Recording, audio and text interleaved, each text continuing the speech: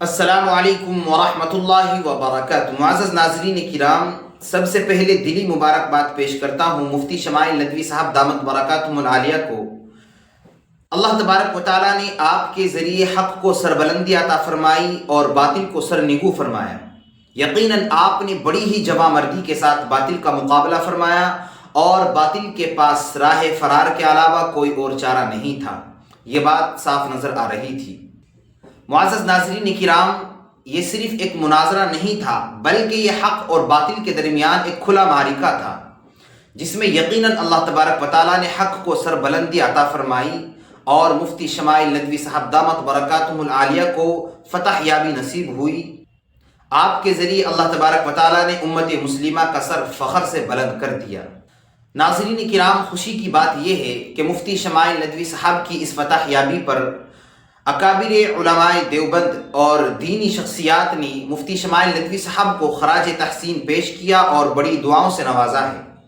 آج کی اس ویڈیو کے اندر ہم یہی دیکھیں گے کہ کن کن علماء کرام نے مفتی شمائل ندوی صاحب کی اس فتح یابی پر اپنی خوشی کا اظہار فرمایا ہے۔ آئیے اس مختصر سی ویڈیو کے اندر دیکھتے ہیں۔ بسم اللہ الرحمن الرحیم۔ شروع اللہ کے نام سے جو بڑا مہربان اور نہایتی رحم کرنے والا ہے۔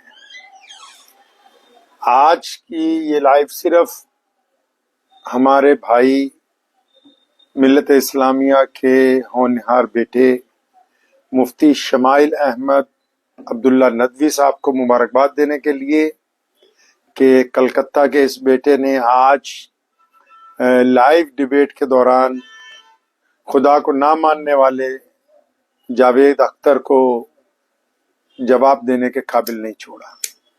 ماشاءاللہ جس انداز سے، جس علم کے ساتھ اور جس حکمت سے اللہ اور اس کے رسول صلی اللہ علیہ وسلم کے فضل سے آپ نے آج یہ ڈیبیٹ میں جیت حاصل کی ہے، میں آپ کو مبارکباد دیتا ہوں۔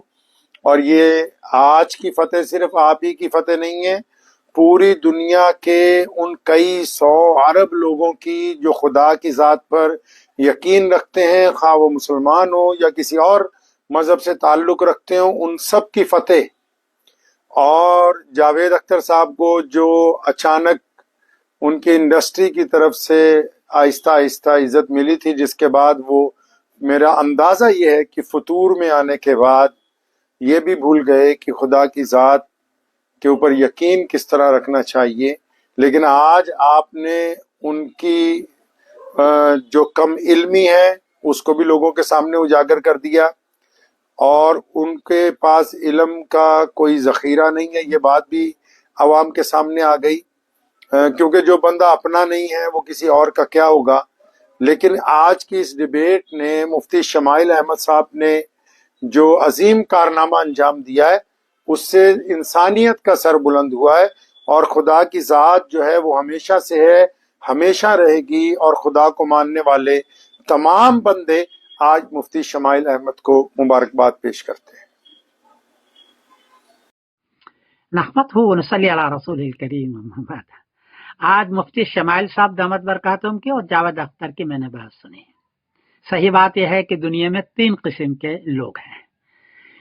کچھ لوگ وہ ہیں جو ایک خدا کو مانتے ہیں اور اسی سے مانگتے بھی ہیں، اسی کی عبادت کرتے ہیں، توحید جس کو کہتے ہیں، یہ اسلام میں ہے۔ دوسرے وہ آدمی ہیں جو ایک خدا کو مانتے ہیں، گاڈ کو ضرور مانتے ہیں، بھگوان کو، گاڈ کو، اللہ کو مانتے ہیں، لیکن اس کے ساتھ شرک کرتے ہیں، یعنی دیوی کو، دیوتاؤں کو، دوسروں کو بھی خدا کا درجہ دیتے ہیں، اس کی عبادت بھی کرتے ہیں، اسے مانگتے بھی ہیں۔ ہندو میں ہے یہ، اس کی عبادت کرتے ہیں بھگوان سے، اس کو مانگتے بھی ہیں۔ ایسے لوگ 95% ہیں جو خدا کو مانتے ہیں۔ 5%، خود یورپ میں صرف 5% وہ لوگ ہیں جو خدا کو نہیں مانتے، ملحد ہیں، یعنی جاوید اختر کی طرح۔ خدا کے ہونے کی 3 دلیلیں ہیں۔ پہلی دلیل تو یہ ہے کہ پوری کائنات کو بنایا اور الگ الگ طریقے سے بنایا۔ انسان کا ہر ایک کا چہرہ بالکل الگ ہے، ایک کا دوسرے کے ساتھ نہیں ملتا ہے، جسے معلوم ہوتا ہے کہ اس کو بنانے والا کو اور ذات ہے جس کا نام خدا ہے، جو اپنی مرضی سے بناتا ہے۔ ایک دلیل تو یہ ہے۔ دوسری دلیل یہ ہے کہ جو لوگ کہتے ہیں کہ ہم خود بنے ہیں، خود، تو خود اگر آپ بنے ہو تو خود مر کے دکھلاؤ نا جی، मर करके दिखलाओ, खुद बने हो तो खुद मर भी सकते हो ना, जरा दिखलाएं। आपकी जवानी ढल रही है, बुढ़ापा आ रहा है, आप नहीं चाहते कि जवानी ढले, तो आप जवानी को रोक के तो दिखलाएं, कर सकते हैं आप। अगर आप जवानी अपनी रोक नहीं सकते जो आपकी मर्जी के खिलाफ है, तो इसका मतलब है कि कोई आपकी जवानी को बना रहा है या ढाल रहा है, इसी का नाम खुदा है। जावेद अख्तर साहब का कहना है कि नेचर बनाता, भाई साहब नेचर बनाता तो सबको एक ही तरीके से बनाता, अलग अलग नहीं बनाता। नेचर एक ही तरीके बनाता है। जब एक ही तरीके से नहीं है, जिसका मतलब है कि नेचर नहीं है, जो बनाने वाला अलग अलग है, वही नाम उसका खुदा है।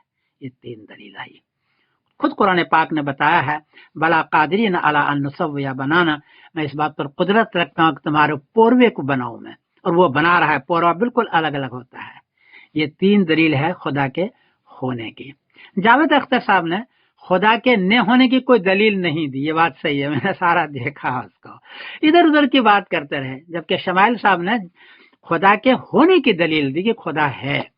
अलबत्ता यहाँ गुनाह होता है, ये होता है, वो होता है, सारा होता है, तो इसका ये मतलब नहीं कि खुदा नहीं है, बल्कि ये टेस्ट की जगह है, इम्तिहान की जगह है। तो अल्लाह ने दोनों चीज रखी, अच्छाई भी और बुराई भी, और इसका इम्तिहान में पास होने के बाद रिजल्ट क़यामत में होगा। बहरहाल मैं मुफ्ती शमाइल साहब को मुबारकबाद देता हूँ, आपने बहुत अच्छा डिबेट किया। और जावेद अख्तर साहब को का कोई जवाब नहीं बना। खुद हिंदू मानता है ना खुदा को, भगवान को मानता है वो, तो उसके पास कोई दलील नहीं थी। मैं इसको मुबारकबाद देता हूँ। मैं समीउद्दीन कासिम बोल रहा हूँ मानचेस्टर से। अस्सलाम वालेकुम वरहमतुल्लाहि वबरकातुहू। कि कल जो दिल्ली में एक यादगार मुनाजरा हुआ है अल्लाह रब्बुल इज़्ज़त के हवाले के मामले से, तौहीद के हवाले से, अल्लाह रब्बुल इज़्ज़त यानी पहले तो खुदा के वजूद के हवाले से मुनकर थे ना, तो वो जो मुल्हिद हैं उनके साथ अहले इस्लाम को अल्लाह रब्बुल इज़्ज़त ने बड़ी फतह अता फरमाई।